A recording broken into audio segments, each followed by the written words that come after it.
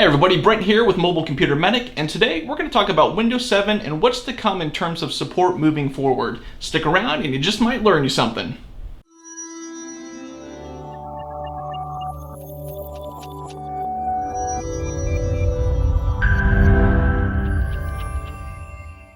Okay, so for all you Windows 7 users still out there in the computerverse, you may have seen a notification pop up stating that support for Windows 7 was coming to an end. What? I'm not upgrading to Windows 10! Now, let's just settle down and discuss what this all means and how it will actually affect you as the end user. So if we look all the way back to Microsoft's initial release of Windows 7 back of July of 2009, it's really no surprise that we're seeing Microsoft pull the plug on an operating system that's a decade old now. And yes, Windows 7 is still a great operating system. I don't think anybody's disputing that fact. But I think at a certain point, we all need to move on and go with the flow of the future. Okay, so Microsoft's official cutoff date for all support for Windows 7 is January 14th of 2020. That means you can keep your marbles and not panic, as you still have a fair amount of time to make your decision on how to proceed with your computer. Even with all support ending for Windows 7 starting next year, we haven't seen anything that qualifies as a feature update since January of 2015. That means we haven't received anything outside of security updates and basic bug fixes in 4 years. So yeah, I'd say this has been a long time coming, guys. Now, does this mean that you have to bite the bullet and make the upgrade to Windows 10? Not necessarily, but in the grand scheme of things, it may be in your best interest. By sticking with Windows 7 after January of 2020, you'll be much more susceptible to viruses, malware, and sure enough, you'll start seeing compatibility issues with third-party applications. Now, if you're just a die-hard Windows 7 user and you refuse to change with the times, I'm such a rebel.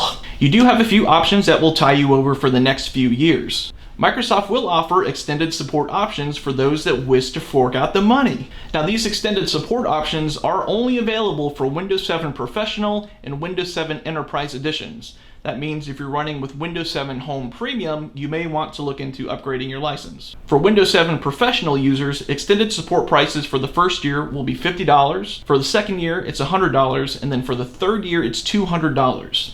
For Enterprise users, you're looking at $25 for the first year, $50 for the second year, and then $100 for the third year. So yeah, not exactly cheap, and keep in mind, these prices are per machine. Your alternative? Oh, I don't know. Well, upgrade to Windows 10! Chances are, if you're using a pre-built system like an HP or a Dell, you can still receive a free upgrade to Windows 10. The main thing that you want to check is whether or not your computer has the proper hardware to run Windows 10 smoothly. And to be honest, you don't need much to make that happen. The minimum specs for Windows 10 are a 1 GHz processor, 1 GB of RAM, and while Microsoft claims that you only need 32 gigs of storage, I'm going to call bullshit on that and say you should at least have 120 gigs to properly maintain the plethora of updates that are sure to come your way. And that's about it, guys. If you're still on the fence about upgrading to Windows 10, my advice to you is to just make the leap now. There's no sense in spending hundreds of dollars to keep a dying operating system limping along. And let's be honest, Windows 10 is not that hard to use. If you go into this upgrade with a negative outlook, of course you're going to hate it.